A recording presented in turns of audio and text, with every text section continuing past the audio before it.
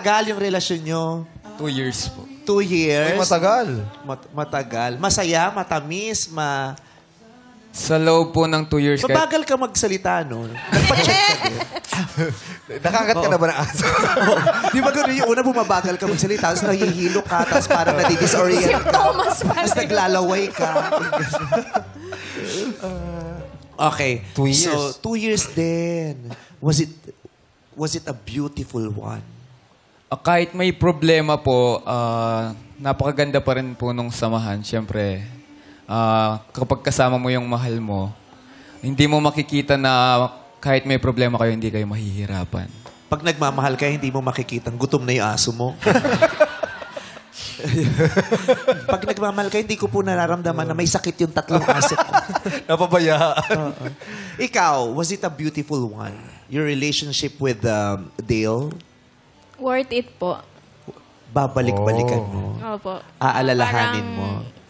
Worth it po siya kasi parang hindi naman po siya ganun ka-toxic. Parang if may Kung may pagkakataong bumalik, babalik ka? Eh, di siya makasagot. Napaka-arty, napakatamis sa mga ngiti. Ang sarap tanggalin ng braces nang walang anesthesia. Masakit ba yun? Kanina yung taas lang yung nakikita ko eh. Kayo pati baba eh. Oo, ang ganda ng ngiti. Masaya ka, Red. Nararamdaman namin. Opo, Ganda ng ngiti mo. Thank In you. love ka pa kay Dale? Wow naman talaga. Kung makangiti ka, alam mo huling eviction na ng PBB.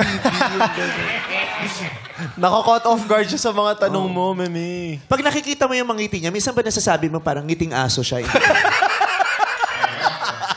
Alam mo yung ngiting aso, yung hindi totoo. Di ba yung pag kunyari, yung pinaplastic mo lang, yung ngiti mo sabihin, tingnan mo yung ngiti niya, ngiting aso. Yung ganon. Kawawan mo yung mga aso, no? Natagsilang pag yung ngiti nila hindi maganda, hindi real, peke, ngiting aso. Hindi nila ma-defend sarili nila. Ha? Paano ba yung Lassie, paano yung ngiting aso? Paano? Yung wala mo ng reaction. Blanco ang muka, tapos ngiting aso.